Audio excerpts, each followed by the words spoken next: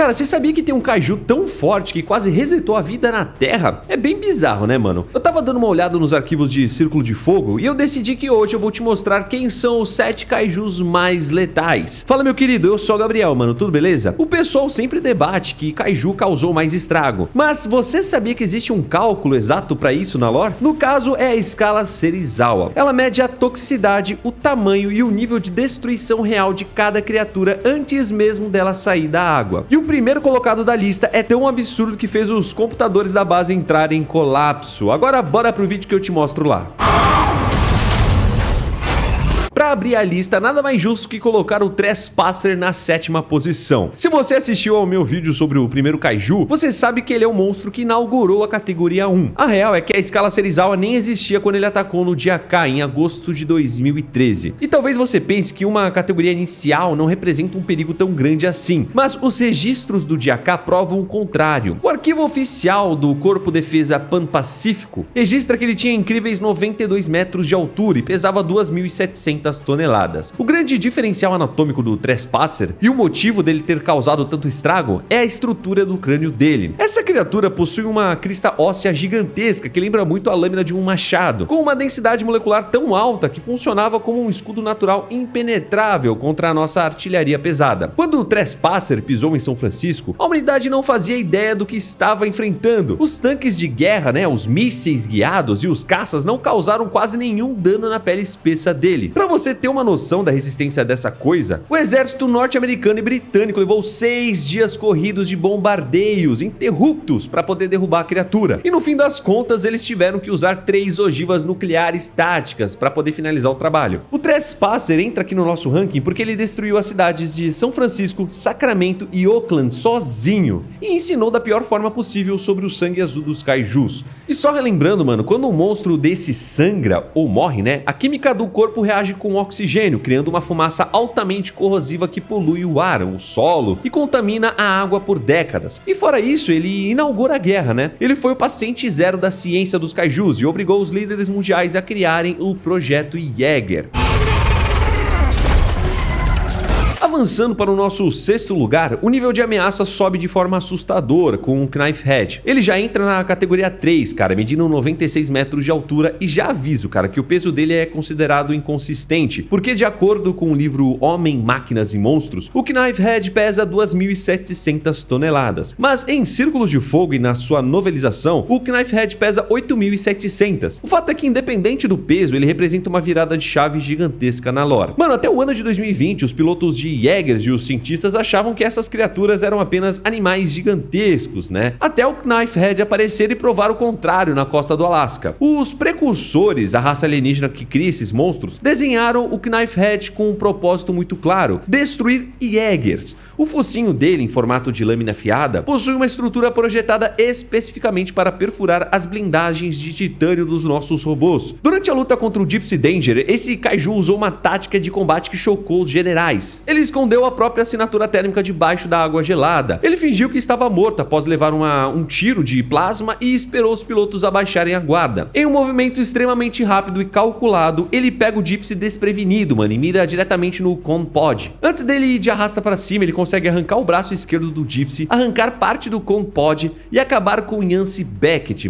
Esse kaiju mostrou para a humanidade que os inimigos estavam aprendendo e adaptando o design de seus soldados exatamente para poder anular as nossas defesas.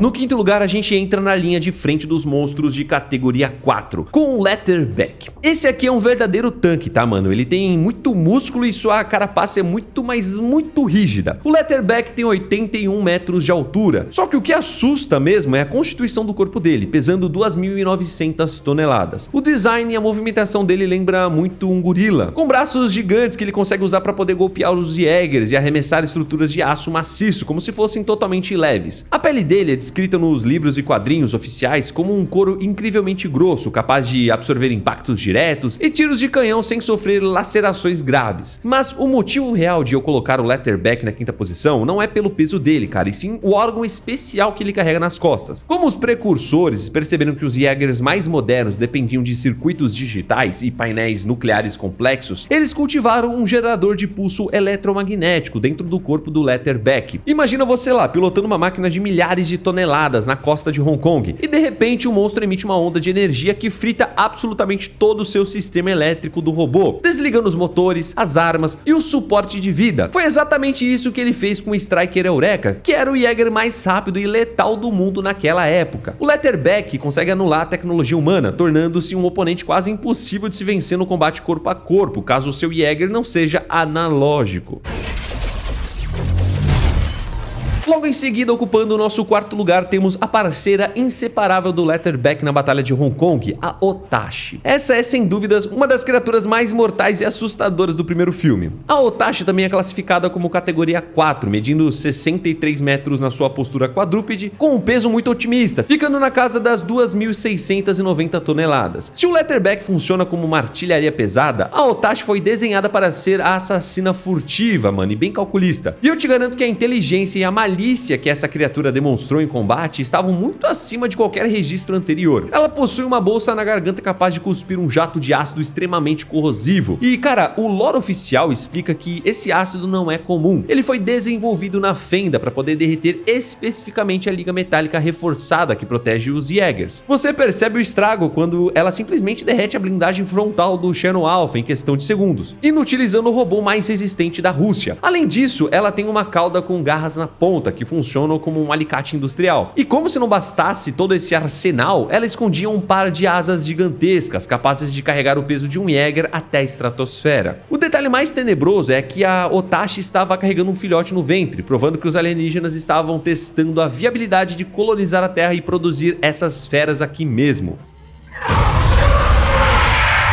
Agora, entrando no nosso pódio, o terceiro lugar vai para o Raiju. Muita gente subestima, cara, esse Kaiju, porque ele aparece no fundo do mar, né, mano, num ambiente escuro, mas a verdade é que ele é a criatura mais adaptada para o combate aquático de toda a categoria 4. O Raiju é um monstro imenso, com 190 metros de comprimento e pesa 3.400 toneladas. Ele tem a morfologia parecida com um crocodilo misturado com uma iguana marinha, sabe? E foi criado com um objetivo muito específico: proteger a entrada da fenda no fundo da Fossa das Marianas contra qualquer aproximação humana. E, mano, eu vou te explicar o que torna o Raiju tão letal na água. Ele é a criatura mais rápida que já nadou nos oceanos da Terra, até o Slattery aparecer, né? A velocidade dele no fundo do mar cria correntes marítimas tão fortes que conseguem desestabilizar o equilíbrio de robôs de milhares de toneladas. Mas a verdadeira genialidade do design dele está na cabeça. O Raiju usa uma carapaça óssea gigante na frente do corpo, que simula o formato de uma cabeça, mas aquilo ali basicamente é a isca. Os precursores sabem que os pilotos de Jaegers recebem um treinamento rigoroso para poder mirar sempre na cabeça do monstro. Isso é feito para poder matar rápido e evitar que o sangue azul vaze demais. Então, quando um robô ataca e tenta cortar a cabeça do Raiju, a carapaça se abre, revelando a verdadeira cabeça dele escondida lá dentro, totalmente segura. É um mecanismo de defesa ilusório, uma armadilha perfeita para desarmar o inimigo e desferir um contra-ataque letal num ambiente de altíssima pressão, onde os robôs são naturalmente bem mais lentos, né?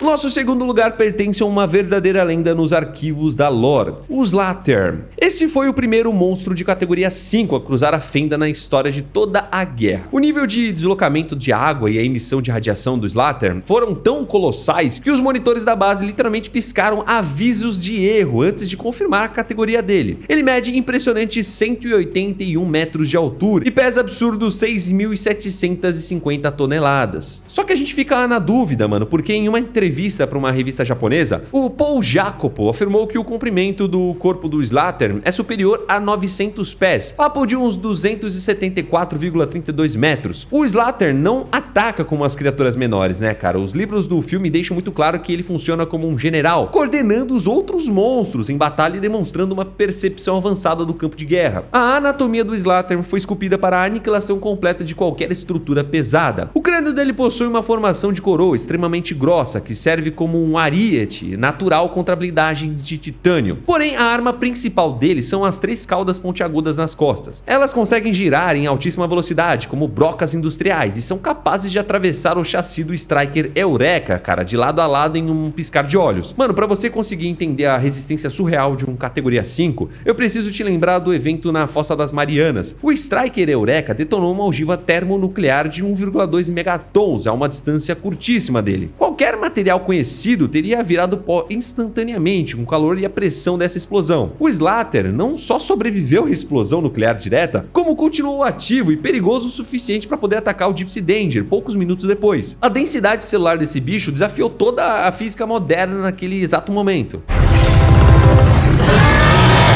E agora no topo absoluto do nosso ranking, o Mega Kaiju, mano, direto dos eventos do filme Uprising. E sim, mano, eu sei que pra muitos de vocês o Slater é considerado o maior e mais forte dos kaijus, mas lembra que eu falei da escala do Serizawa lá no começo? O Mega Kaiju não possui uma classificação comum, porque ele simplesmente estourou todas as métricas existentes, sendo considerado por muitos especialistas da lore como equivalente a um categoria 6 ou até maior. Isso acontece porque ele não é apenas uma criatura clonada na fenda, ele é a fusão sintética de 3 monstros letais: o Raijin, o Hakuja e o Shiriketorn. Os precursores utilizaram milhares de pequenas criaturas chamadas de Reapers para poder costurar e fundir a carne desses 3 monstros no meio de Tóquio. O resultado foi um colosso com muito mais de 100 metros de altura e um peso tão imenso que o simples caminhar dele causava tremores sísmicos e destruía a cidade. Como resultado da fusão, o Mega Kaiju adquire todos os poderes e habilidades dos kaijus que compõem ele. Ele acabou ganhando os espinhos de longo alcance do Shiriketorn e as placas corporais perfeitas para a escavação do Hakuja, e a habilidade mais mortal de todas, que veio do Raijin, a capacidade de absorver todo o impacto e energia cinética de qualquer golpe, míssil ou tiro, e redirecionar essa mesma energia contra o inimigo. Isso significa que quanto mais você bate nele, cara, mais forte ele atinge de volta. E pra finalizar, mano, tem que ter a cereja do bolo, né? Que é a missão final dele. O plano não era apenas derrubar prédios e destruir robôs. O Mega Kaiju foi projetado com uma inteligência geográfica para poder caminhar até o Monte Fuji e se jogar dentro do vulcão ativo. A fisiologia dele foi alterada na fenda com elementos de terras raras, altamente voláteis no sangue. O objetivo real era causar uma reação em cadeia com o Círculo de Fogo do Pacífico, ativando os vulcões do planeta inteiro de uma só vez. Isso iria cobrir a nossa atmosfera com uma fumaça tóxica, matando os humanos e terraformando o planeta para os alienígenas no mesmo instante. Se a humanidade não tivesse usado a gravidade e o peso de um robô caindo do espaço sideral numa velocidade hipersônica para poder perfurar essa criatura no último segundo, o Mega Kaiju teria erradicado 100% da vida no planeta Terra. Ele é, sem a menor sombra de dúvida, a arma de engenharia mais mortal de todo esse universo. Mano, já deixa o like e segue o canal. Fique com Deus, um abraço a nós, tchau.